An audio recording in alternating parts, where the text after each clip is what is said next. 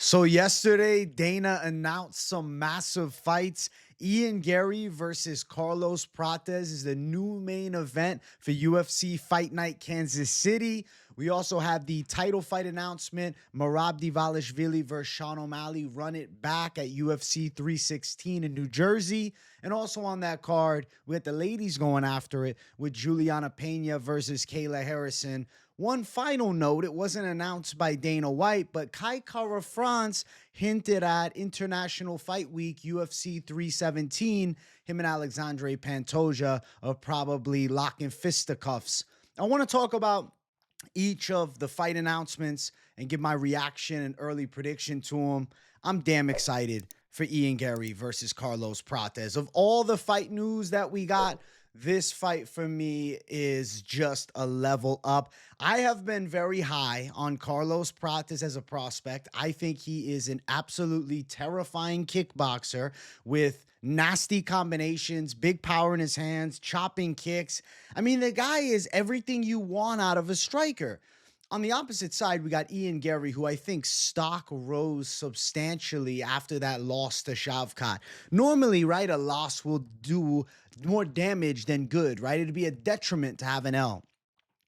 But with that matchup there, how close he made it with Shavkat Rakhmonov, the legitimate boogeyman of the welterweight division, even having his back in the fight and threatening, I think that Ian Gary is really a blossoming talent right now at 170 pounds. And I feel like he's got insane potential. When I'm looking at the matchup, I favor Prates for the power side. I do think striking wise, Prates has a more high impact shot, even with his kicks. Everything's just harder. I mean, I feel like he's kind of just made of stone as he rips big shots. But Ian Gary does have good finesse. He's a technically sound striker as well. He's pretty quick. And on the side of grappling, I definitely believe Ian Gary is better at jiu-jitsu. Say what you want. Maybe Shavkat had an off performance, or, oh, because they trained together, Shavkat was more susceptible to, compromise spots, right? Because Ian Gary had worked with him in the training room in the past. Taking the back of Shavkat, having some success grappling Shavkat, that to me is a massive accolade. And I don't think Carlos Prates' ground skills are going to be near that level. So the way that I break this fight down, this is all pre-film study. Of course, the Sunday before the fight, we'll go more in depth. But I see Ian Gary with a grappling advantage. The question would be, can he get it to the ground, right? Carlos Prates training alongside of the Fighting Nerds team, high-level grappler like Kyle Barrio in that gym. How is his takedown defense? How is his grappling defense against the cage? How does he deal with the Ian Gary puzzle? Ian Gary going to be a bit taller than him. And by far, this is the biggest fight of Carlos Prates' life. This is the highest level MMA fight that he's ever been in. Like, yes, sensational performance, puts out a Neil Magny, right? Absolutely destroys a Jeff Neal, destroys, not a Jeff Neal, Li Jingliang. He was supposed to fight Jeff Neal, and I thought he was probably going to handle Jeff. But now he takes on Ian Gary. The Ian Gary puzzle, man. As I see this matchup in my head, and this alarm goes off, I see this matchup in my head, and I think to myself, does the 27-year-old Ian Gary get slept by Prates? I could see Prates landing some clean shots, but I feel like Ian Gary's in good shape. He's defensively sound and striking. He's pretty quick. I think his speed is going to be able to match Prates' power. The kicking skills of Ian Gary are very good. Obviously, he's had a big punch power disadvantage. There's no argument in that. Prates hits like one of the rare breed welterweights. But my God, I'm having a hard time doubting Ian Gary, right? Like in my head, I run this fight 100 times and I'm like, yes, Prates could catch him. But Ian Gary's technically proficient. He could mix in some grappling. He has 5-round cardio. He showed that against Shavkat. The guy's willing to step in against all comers. Like, Ian Gary was eating a lot of shit from MMA fans for a while, but I think now people are starting to put some real respect on his name. He's absolutely a real fighter. And to go 5 rounds with Shavkat and give him some trouble stepping in that fight on short notice, replacing Bilal, I feel like Ian Gary can beat Carlos Prates. I'm going Ian Gary to win. I feel like he'll just find a way. He's got a good MMA mind. Prates, I love the striking. I think he's got a great style.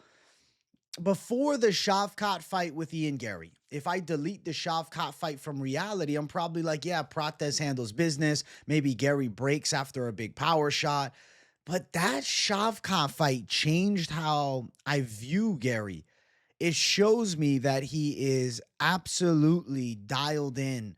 And at 27 years old, the rate of improvement he can make is off the chain. I mean, he's going to Brazil and working with Shoot That Box Diego Lima team. He's working with Charles Oliveira. The ground skills of Ian Gary are very good. We already know that about Gary, right? They've developed a lot. And I think training with somebody to the level of Oliveira consistently, they're just going to get better. And I know that Fighting Nerds has all the hype right now. I mean, I got the fucking Fighting Nerds glasses right next to me here. I love the Fighting Nerds gym. I am still a big fan of Carlos Prates. He's one of my favorite up-and-comers. But damn, he hasn't taken on a Shavkat Rakhmonov and gone tooth and nail for 5 rounds. He hasn't taken Shavkat's back. The evidence shows me that Ian Gary is absolutely high level, and he's only 27 years old. The fact that he's only 27, I can't imagine how much better he'll be in this Prates fight. I think Ian Gary finds a way to win. I'm sure that Prates has some big moments. I could see Prates catching him with some big shots. I think Gary's got good recovery. I think Gary's going to look to grapple. I feel as though in striking, you have to favor Prates' power, but it's not like Gary can't land shots. Like, let's keep it real. Trevin Giles landed some shots, right? And the threat of grappling for Ian Gary is going to be something different for Carlos Prates here. Neil Magny is not bringing a grappling threat. Li Jingliang is not bringing a grappling threat. Charles Radke, decent grappler, right? Has some grappling in the lineup, but not to the elite caliber. He's a very good, like, unranked, top 50 guy. I like Charles Radke's style. He's a heavy-handed dude, but he kind of falls into the game plan of Prates. Gary doesn't. Gary's high caliber. I think Mitch Ramirez, he took him down in the first round, Prates. I think Ian mixes in some grappling in a competitive fight. I think he gets some dominant positions on the ground. I think he has more striking success than people will expect. And I feel like Ian Gary's live to get this W, man. I feel like decision is live on the table. Now, Prates, in the past, he was submitted 3 times, right? 3 first-round submission losses. But to be fair, when you look at, his early career, he was not, near the level he is at today. What I also am going to say, and I don't know how everybody's going to feel about this take, but I would love to hear it from you guys. So let me know in the comments. Carlos Prates is a chain smoker. He smokes cigarettes. He's a legitimate cigarette smoker. How will that affect him in a 5-round fight? Will his cardio hold up? I know that a lot of Muay Thai fighters smoke cigarettes, but let's be fair. Most Muay Thai fights, 3-3-minute rounds, right? This is a 5-round, 5-minute main event that isn't just striking, right? On a, grappling type fight that mixes in striking and grappling. Like, Prates is so comfortable in the stand-up.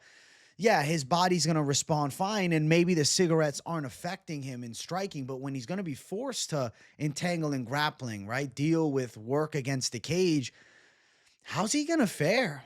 I don't know how he's going to fare. I feel like Ian Gary can wear down Carlos Prates, and I feel like Ian Gary solves the Carlos Prates puzzle and gives him his first loss in the UFC. I'm going to pick early Ian Machado Garry. I mean, things could change after, some film study leading up to the fight. But from what I know of both guys, I have too many questions around Prates in a 5-round fight against a very well-versed prospect. He's not taking on somebody who's one-dimensional. Honestly, if Prates was fighting a guy that was more of just a pure grappler, maybe I'd favor him because of, the potential for the takedown defense, but then the wide gap in the striking department. Yes, Prates is the more powerful striker. Yes, he's the more accomplished striker. He has the Muay Thai and kickboxing background. But Ian Machado Garry is a skillful kickboxer and a really, really good MMA striker. And I think he could land shots on Prates. Does he win in a pure kickboxing fight? Probably not. But I do think he can win in an MMA fight, making it a well-versed attack with grappling and striking. I absolutely love this fight. Ian Gary with a win now is amongst the elite right again. He's back at the top. I mean, Prates right now is the surging up-and-comer. He's going to have the hype behind him. I don't know what the betting lines are looking like for this fight. I don't know if betting lines even exist for this fight as of right now. I will do myself a little check. Let's see if we got Machado Garry versus Prates odds, because I'm curious what the lines are looking like. Let's see. Do we have lines yet? Ian Garry is a minus 120 favorite, so very slight favorite. At open, the lines came out at minus 125 for him, but I feel like a lot of people are going to lay the hammer on Prates as the fight gets closer. I can see the odds flipping, and it won't surprise me if Ian Garry ends up being the underdog during fight week. I think I'm going to go Ian Machado Garry. I feel like a hard-fought decision. I feel like he solves the Prates puzzle and he gets it on the judges' scorecards. We're going Machado Garry for the win, which even though odds-wise right now he's the favorite, it just feels like in some sense a little bit of an upset because of the terrifying striking of Prates and the hype that he has right now with this insane knockout ability, nasty striking, being from the Fighting Nerds team. I'm going to go Ian Garry. I think that they will have a very intelligent game plan, and I will predict he solves the Carlos Prates puzzle in the main event of this Kansas City card, which is absolutely sensational. I mean, we can look at this card real quick. Yeah. April 26th, end of this month, banger fight night. Machado Garry Prates. Anthony Smith probably getting sacrificed against Ming Yang Zhang. Michel Pereira and Abus Magomedov. Giga Shikadzo, David Onama. Ikram Aliaskarov, Andre Menez. I mean, look at this damn card. Randy Brown Dalby. We got Amarim on the card. We got Malcolm Wellmaker. Wow. Even Matt Schnell, Jimmy Flick is like a cult banger. Evan Elder coming back fighting Ahmed Hassanzada, who's a crazy dude. Chandler and Edwards. It's a ladies fight. It's I'm not shitting on the ladies fight. This is a lower level. I think Chandler might pull through there. We'll see. I'm excited as hell to break down this full card when we lead up to it. But yeah, I'm going Ian Machado Garry in the main event. That's going to be the early take for it. Let's talk about our championship fight. Let's talk about this one, right? Very rarely, right, you're going to see a big title fight have less hype to me than a fight night fight, but it just does. Sean O'Malley, Merab 2. Does he deserve this second shot? It was a competitive first fight. O'Malley has yet to fight since then. Merab is the guy who solved the Dagestani puzzle, defeating Umar Nurmagomedov. And now he fights Sean O'Malley a second time. This is a hard pick. I believe that Sean O'Malley could get outworked in a very similar fashion to last time. I have a hard time picking against a Merab that outworked Umar Nurmagomedov, beat Sean O'Malley previously. Merab is on track to becoming the damn bantamweight GOAT at this point. Insane pressure. Even if it's not successful wrestling, the threat of wrestling will open shots up on the feet. I do anticipate Sean O'Malley is going to try to work those teep kicks more often because he had the very late 5th round success throwing those teeps against Merab. But I don't think he's going to get past the Merab pressure attack, man. I see another close fight. I see Merab landing some key takedowns. O'Malley having some moments. I feel like Merab edges it 48-47. Another close fight between the two. I'm excited to see the adaptations that O'Malley is going to attempt in this matchup here. And I mean, if he pulls through, Sean O'Malley shows the evolution in his game. And I mean, his stock is going to jump tenfold beating a Merab in a rematch. But for me right now, I just have to favor Merab to do it again. I feel like the relentless pressure, the threat of the wrestling, the insane cardio, it should be enough to beat O'Malley in a competitive fight on the cards. And I guess I should check the odds for this one too. Let's see. Dvalishvili versus O'Malley odds. Let's see. What are the lines looking like? Wow. As of right now, Merab is around minus 275 is the favorite. Merab's a big favorite now. Wow. It's a lot closer of a fight. Minus 275 to plus 235. Those are really, really wide odds. And those are odds from today. So those are relatively up to date. They shouldn't be that wide.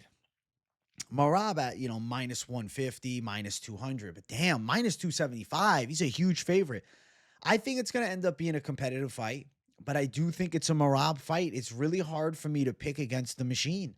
I feel like he is going to do something similar to last time. Like, could O'Malley adapt, land more significant shots, and eke out a close decision? Maybe, but I just can't pick against the surging Merab. The betting lines make me want to pick against him just to be like, yo, we got the dog O'Malley. But I can't do that. I can't just go off odds. I have to go off real deal analysis. And, regardless of this being an early pick or not, I feel like Merab lands key takedowns. He has some striking success, as does O'Malley, but he forces O'Malley to fight off the back foot. O'Malley and Merab, too, looks kind of similar to last time. And I feel like Merab edges him on the judges' scorecards once again. I'm not going to stray away from the pick. Now, I have a weird feeling, though. I would not be shocked if somehow, some way, O'Malley ends up winning a controversial decision in New Jersey. I don't know why I feel that, like O'Malley by robbery decision, and then they got to do the trilogy. That would not blow my damn mind. But I do think that Merab can put it on O'Malley again and get another hard-fought win and eke it out on the card. So the early lean is going to be Merab, who's a very wide favorite, a little while out. When is this fight taking place? June 7th. So we have a little over 2 months before this fight goes down. I'll anticipate Merab in another close one beat Sean O'Malley. Now, I'm assuming Sean O'Malley's dialed in, though. I know he's, not been podcasting as much. Like, there's an argument. I don't know. This is a fight where maybe something could flip. I'll have to go back and really in-depthly rewatch the last fight and see if I can potentially see a path for O'Malley closing that gap and finding a way. But I just can't go against the Georgian Savage right now. Solves the Umar Nurmagomedov puzzle, which I think was super impressive. Regardless of it being close, Umar is an absolute menace. Already having beaten O'Malley, the guy's taken out the who's who of the damn UFC bantamweight division, and I don't think he's getting knocked out. Can O'Malley land the big shot? Maybe. Maybe O'Malley shocks him this time. I'm like somehow selling myself on O'Malley as I'm talking about it. But right now, I'm going to stick with Merab. I'm going to stick with Merab early. We'll talk the Sunday before the fight more in depth. But right now, I have to go Merab to eke out a close one. But I definitely feel like there's a possibility of things changing. I could somehow sell myself on the other side. I just, I don't know. I got to give it some time. I know O'Malley is more dialed into this fight than ever before. I know he's less about the social media fame and now really taking it serious about being the best in the world. And I'm sure he's salivating at the bit to get the fight back. Got the height advantage, but last time, the fact that he was off the back foot a lot, it's not like he had great striking success. I don't know how much can change. Like the last fight was when? How long ago? 6 months ago? It'll be 8 months removed from their first fight when they tangle for a second time. I'll go Merab on a close decision, but there's still this weird feeling inside of me that's like, yeah, O'Malley's definitely got a chance. I still feel it as more of a 50-50 fight. Seeing minus 275 Merab is kind of crazy to me. But we'll stick with the Merab call for now. And then the ladies fight, Juliana Peña, Kayla Harrison. Not going to go as in-depth here. I think that Kayla Harrison outworks her. I think Kayla Harrison outdogs her. I feel like she lands some takedowns, wins some key striking exchanges. I think Peña makes it a hard fight, and I'm sure she has a couple moments because Juliana Peña is a gritty, relentless chick, regardless of her at times looking, relatively unorthodox, to say it nicely. Sometimes she looks a little technically inept, but she'll have some striking moments. She probably ends up on her back. Kayla is going to be physically stronger. The worry with Kayla Harrison is going to be the weight cutting, because it is damn hard for her to make 135 pounds. I mean, she was a 155-pounder when she was fighting in the PFL. Last fight, the Ketlin Vieira win, competitive but clean win. Holly Holm, she absolutely dominated. I mean, can't go against Kayla Harrison, even though Peña's got that 3-inch reach advantage. But I think Harrison's going to close the gap.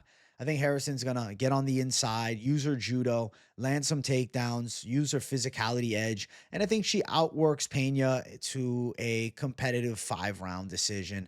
I don't think it's like super easy, though. I feel like Juliana Peña deserves some damn respect. And let's see what the odds look like for this matchup, too. Peña and Harrison. Whoa! Minus 600 for Harrison. The fight is closer than that. Damn, that's a wide line. Opened up at minus 700.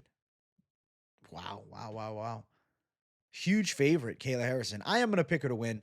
I think she ekes it out. I think 49-46 won't blow my mind. I think Peña can win a round and she'll have some boxing success. She's, relatively tricky fighter to deal with kind of an unorthodox striking style, and does have decent grappling, but Harrison should win the fight. She'll get it on the judges' scorecards and become the new champ. I think she fulfills the destiny of becoming the UFC Women's Bantamweight Champion. So we'll go Kayla. Now, this next one is, I guess you could say, speculation. There's no guarantees, but it seems like we're going to see Kai Kara France locking horns, I should say, with Alexandre Pantoja. I am not shocked to see the UFC go down this route and make this fight. I know that there was some questions, right? Oh, maybe it's Moreno, maybe it's a Royval fight, maybe it's Pantoja going up in weight fighting Merab. A lot of people wanted to see it.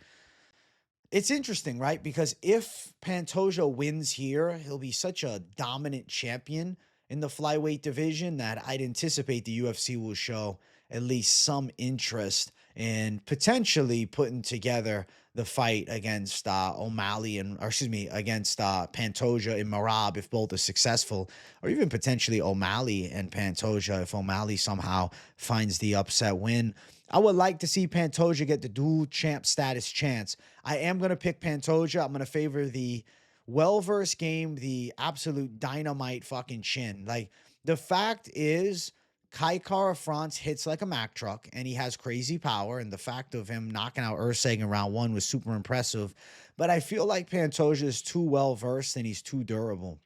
You can compare, Pantoja had a really close fight against Steve Urseg, and Kai Kara France ran him over, but you can't use MMA math like that. Pantoja is a master at finding ways to win fights. I do give Pantoja a big grappling advantage. I do feel as though he could also land strikes on the feet. Kai, yes, has more punching power, but Pantoja has shown an insane chin, and he's extremely gritty, and he doesn't give up on himself. And I'll anticipate that Alexandre Pantoja wins this fight on the judges' scorecards, 49-46 probably. I see him landing some takedowns. I see him backing Kai Kara France up. I see him eating some of Kai's best shots, and I see him getting it done. I think that he'll win. This is not, I guess, an official fight, but I mean, Kai going out and saying 12 weeks out from his upcoming fight as he is about to become flyweight champ, #don't blink. Yeah, this is the fight. This is the fight. A lot of people, including myself, they thought it would be at 316, but I guess it's going to be at 317. I feel like it's going to be the co-main event. I feel like, I don't know, I feel this feeling inside that we're going to get Topuria versus Makhachev as the main event, because I don't think we're getting Jones-Aspinall for the summertime. I think Topuria-Makhachev main event, Kara France challenging Pantoja for the belt in the co-main. And this is actually a really great flyweight fight, and I'm super excited for it. I like the chances of Pantoja defending the throne. I have to go with the well-versed game. I feel like he finds a way to win. The odds, I don't think are officially out yet, but I can check. Let's see what we're looking at. If we have odds, even though the fight's not official, they might have lines. They do. They do have odds. -240 for Pantoja, and that doesn't surprise me. UFC 317. Are there any fights announced for it? Off the top of my head, I don't even know. UFC 317. As of right now, no fights. No fights for International Fight Week as of yet. But I'll assume in the coming weeks we start getting this 317 card molded together. And hopefully at the top we get Makhachev Topuria as a badass main event. And I think this is a damn good co-main event. High level at flyweight. Kara France brings the power threat, but I think Pantoja's chin is uncrackable at this fucking point. And I feel like he'll eke out a win, landing some takedowns, backing Kara France up, and just being relentless. I'm going to go with Pantoja. And after this, I mean, there's a strong argument that he deserves a chance to go up in weight and shoot for that dual champ status. I think you have to give him his due respect at this point. How many wins in title fights for Pantoja? I know, what's it, 3? I don't know. Hold on. Let me check, man. I'm looking things up on the fly, chat. I'm looking things up on the fly. Alexandre Pantoja, I mean, he's riding a 7-fight win streak, but as far as championship fights, he's 4-0 in title fights with 3 title defenses, looking to make his 4th now, most likely against Kai this summer. And I mean, with 4 title defenses, that warrants a chance to go up in weight. Having wins over top guys like Royval, Moreno, beating Urseg, beating Kaya Sakura, who's a nasty up-and-comer that, was a legend from Japan coming over. I know Kyoji Horiguchi just signed with the UFC, so maybe there's a chance Pantoja's got to do one more before moving up, and they give Horiguchi a title shot. Maybe Horiguchi one more fight, maybe Royval Horiguchi in a number one contender fight, and then if Horiguchi wins, he'll probably be warranted the chance to fight for the throne. I don't think they're throwing him an immediate title shot like they did Asakura. I heard rumors, too, that he's going to have to do a fight before getting the chance at the belt. I love it, though. We got some badass fight announcements. I'm damn excited for everything. We got a little rumored fight that I feel like is going to end up getting announced officially here soon. We got a badass fight night main event. We got a, intriguing rematch at this point. If they're not going to do Merab versus Pantoja as a super fight, I felt like O'Malley was going to end up getting his chance at the rematch. Peña Harrison is a must-do fight in the women's bantamweight division. And, the women's bantamweight division, we need this title defended quick. We need this fight to happen. And I think Harrison at the top makes a lot of sense. I'm happy about everything announced, but let me tell you, special place in my heart for Prates versus Garry. This fight is going to be absolutely badass, and I think most people will agree. Of all the fights announced, and even the hinted fight of Cara France and Pantoja, this one just hits different for me. I hope you guys enjoyed the reaction. I know some of you guys might have been worried. Yo, AJ, are you doing it? Of course.